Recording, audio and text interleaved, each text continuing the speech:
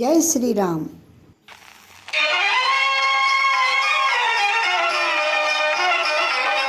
సోదరీమణులందరికీ ఝాన్సీ ఆధ్యాత్మిక ముచ్చట్లకి స్వాగతం, సుస్వాగతం.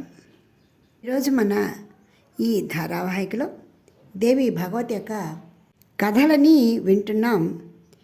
క్రిందటి సంచికలో సుఖదేవులు మిథిలాధీశుడైనటువంటి జనక మహారాజు కొలువుకి ప్రయాణం అవటము, ద్వారపాలకులు అడ్డగించటము, వారి కొన్ని ప్రశ్నలు అడగటము, వాటికి సుఖదేవుడు సమాధానం చెప్పటము, తర్వాత మంత్రి వచ్చి సాదరంగా ఆయన్ని ఆహ్వానించటము, సకల భోగాలు ఆయనకి అమిరేట్లుగా అతిథి సత్కారాలు చేయటము, కనీసం వాటిపై మనసు కానీ కన్నెత్తి చూడటం కానీ సుఖదేవుడు చేయకపోవటం మనం విన్నాం.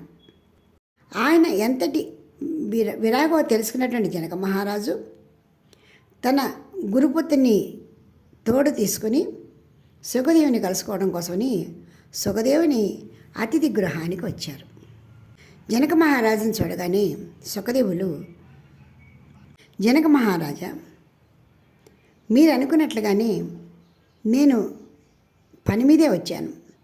మా తండ్రి గారు నన్ను వివాహం చేసుకో అని చెప్పారు.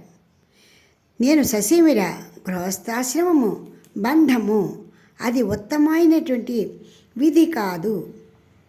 ఆశ్రమాలలోకెల్లా బంధాన్ని ఇచ్చేది, బాధల్ని దుఃఖాలని ఇచ్చేది గృహస్థాశ్రమమే అని నేను ఖండితంగా చెప్పాను. అందుకు మా తండ్రి గారు నన్ను అనేక విధాలుగా గృహస్థాశ్రమ గొప్పతనాన్ని గురించి చెప్పారు. కానీ నా మనసు వినలేదు. చివరికి జీవన్ముక్తి స్థితిని పొందినటువంటి మిథిలాధీశుని చూసిరా అంటూ నన్ను ఇక్కడ పంపించారు. ఆ మిథిలాధీశుడే విదేహుడు అని పిలువబడుతున్నాడు. ప్రత్యక్షంగా ఆయనని చూసిన తర్వాతైనా నీ మనసులో నిర్ణయం మారుతుందేమో అంటూ చెప్పడం జరిగింది. ఆ విధంగా నేను మా తండ్రి గారి వద్ద నుంచి ఆజ్ఞ తీసుకుని మీ కొలువుకు వచ్చాను. మహారాజా, నేనేమి చెయ్యాలి? నేను ఈ సాంసారిక బంధాల నుండి ముక్తిని కోరుకుంటున్నాను. నాకు ముక్తి కావాలంటే తపస్సు, తీర్థాలు, వ్రతాలు, యజ్ఞాలు, స్వాధ్యాయము, తీర్థవాసాలు, జ్ఞానము, ఈ సాధనాలలో దేనిని ఆశ్రయించాలి? దేనిని ఆశ్రయించినా కూడా అది బంధమే అవుతుంది కదా. నేను కేవలము ముక్త సన్యాసిగా ఉండదలుచుకున్నాను. దయచేసి నా మనసులోని సంకటాన్ని తీర్చండి. నాకు ముక్తి మార్గాన్ని, జ్ఞాన మార్గాన్ని ప్రసాదించండి అంటూ వేడుకోవడం జరిగింది. ఇదంతా విన్న జనక మహారాజు, సుఖదేవ, నీవు చెప్పినదంతా నిజమే, అందులో సందేహం ఏమీ లేదు.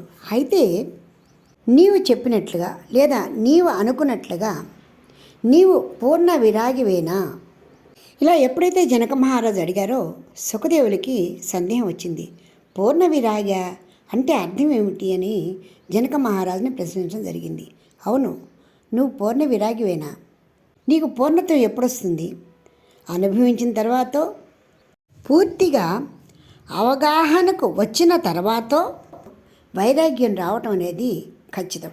కానీ నీవు వినటం వల్ల, చదవటం వలన, చూడటం వలన బంధాలు నాకొద్దు, నేను వైరాగ్యంగా ఉండాలి నీవు అనుకుంటున్నావు.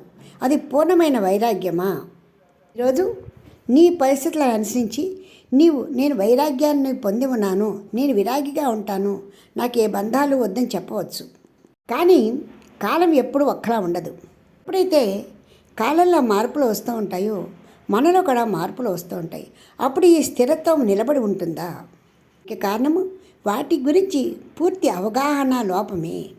ఎవరైతే పూర్ణముగా అర్థం చేసుకొని ఉపయోగించి అన్ని విధాల నియంత్రించుకోగల శక్తి ఉన్నవాడే సర్వకాల సర్వావస్థల యందు ఎల్లప్పుడూ ముక్తుడై ఉంటాడు. అది లేనప్పుడు కాల ప్రభావం చాలా ఎక్కువగా ఉంటుంది, మనసు చంచలమవుతుంది. అప్పుడు నీ వైరాగ్యతం ఏమవుతుంది? ఇంకా మీ తండ్రి గారు చెప్పినట్లు సమస్తము ఒకదాని తర్వాత ఒకటిగా ఆశ్రమాలన్నీ కూడా స్వీకరించిన తర్వాత ఇంట్లో ఉన్న మేలును మాత్రమే తీసుకుంటూ పూర్ణమైన వైరాగ్యాన్ని ఎప్పుడు పొందుతావో అప్పుడే నీవు నిజమైనటువంటి శిశులైన విరాగి అవుతావు. ఇందులో సందేహం ఏమీ లేదు అంటూ జనక మహారాజు అన్నారు. అందుకు సుఖదేవులు నాకు కొద్దిగా వివరంగా చెప్పండి అంటూ అడగటం జరిగింది. అవును సుఖదేవ, మీ తండ్రి గారైనా నేనైనా చెప్పింది అక్షర సత్యము. ఒక ఆశ్రమం తర్వాత ఇంకొక ఆశ్రమం యొక్క విధి విధానాలన్నింటినీ పాటిస్తూ సన్యాసాశ్రమము స్వీకరించటమే నిజమైన పద్ధతి. దీనివల్ల మనకి ఉన్నటువంటి అరిషడ్ వర్గాల్ని కూడా చక్కగా నియంత్రించగలుగుతాము. ముందు ముందు అరిషడ్ వర్గాల ప్రభావం ఎప్పుడు కూడా నీపై కనపడదు. అవి ఎలా నియంత్రించాలో, ఎలా బంధ విముక్తులం అవ్వాలో నీకు పూర్ణంగా తెలుస్తుంది. నీ పూర్ణ చాతుర్యంతో అన్నిటి యందు ఉన్నా దేని యందు లేనివాడివే అవుతావు. దానికి కారణము ఇంద్రియాలు పరిపక్వం కాని బుద్ధిగల మానవుని మనసునందు అనేక రకాలైనటువంటి వికారాలని ఉత్పన్నం చేస్తాయి. పాముల గురించి తెలిసినవాడు మాత్రమే పాముల పక్కని పడుకోగలడు. కేవలము పాములను చూసినవాడు వాడి పక్కన పడుకోలేడు. ఒక సింహాన్ని జయించాలి అంటే దాని గురించి పూర్తిగా తెలిసినవాడు మాత్రమే దానితో నేస్తం జరుపుతాడు, దాని నోట్లో తల కూడా పెడతాడు. కేవలము ఎదురువారు చేసేటువంటి విన్యాసాలతోటి దానికి అనుభవం వస్తుంది అనుకుంటే అది పొరపాటే. సుఖదేవ, వాసనలు మిగిల బలవత్తరమైనవి. నారదుని వంటి అస్ఖలిత బ్రహ్మచారులు కూడా ఒక్కొక్కసారి మోహాన్ని పొందుతూ ఉంటారు.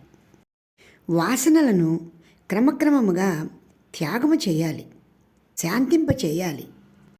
అవి మనం వెంటపడ్డా కూడా మనము నిర్మోహులమై నిశ్చలమైన మనసుతో చూడగలిగి ఉండాలి. చుట్టూ అనేకమైనటువంటి కోరికలు, వాసనలు, ప్రకృతి సౌందర్యము అనేక వికారాలు సృష్టిస్తున్నప్పటికీ కూడా చెల్లించని నిబ్బరమైన మనసు కావాలి. అది క్షణికమైనది కాదు. ఒకవేళ నేను చాలా నిష్ఠాకర్షుడిగా ఉంటాను అని అనుకున్నప్పటికీ దురదృష్టవశాత్తు సన్యాసి భ్రష్టుడైతే అతనికి ఇక ఏ మార్గము కూడా సహజంగా లభించదు. మనకంటే బలమైనది విధివ్రాత. దురదృష్టవశాత్తు భగవంతుని సాక్షాత్కారం నుండి వంచితుడైన వాడు ప్రబలమైన తన మనోవేగాన్ని ఇంకా ఆపుకొనలేడు. ఆ కారణంగానే క్రమక్రమముగా వర్ణాశ్రమ ధర్మాలన్నీ పాటిస్తూ అన్నిటినీ శాంతింపజేస్తూ త్యజిస్తూ సుఖశాంతుడివై శాశ్వతమైన నిజమైన సన్యాసిగా ఉండాలంటే గృహస్థాశ్రమాన్ని స్వీకరించి నిన్ను నీవు నిగ్రహిస్తూ ఇంద్రియాలని ఎప్పుడైతే అదుపులో ఉంచావో, శాంతింపజేశావో, త్యాగము చేశావో నీవు శాశ్వతమైన ముక్తుడివే. నిరంతరము కూడా బుద్ధి అంది ఎలాంటి వికారాలు రాకూడదు. ఆత్మచింతన చెయ్యాలి. సమస్త పరిస్థితులలోనూ నీ మనసు సమతుల్యమై ఉండాలి. నిరంతరము భగవంతుని యొక్క చింతన చేస్తూ నిర్మలమైన ఆనందాన్ని పొందుతూ ఉండాలి. ఎవరైతే అలా చేయగలుగుతారో అప్రయత్నముగానే బంధ విముక్తులవుతాడు. ఓ సుఖదేవ, ఈనాడు ఇంతటి రాజ్యాన్ని పాలిస్తూ ఉన్నప్పటికీ కూడా నేను జీవనముక్తుడనే ఉన్నాను.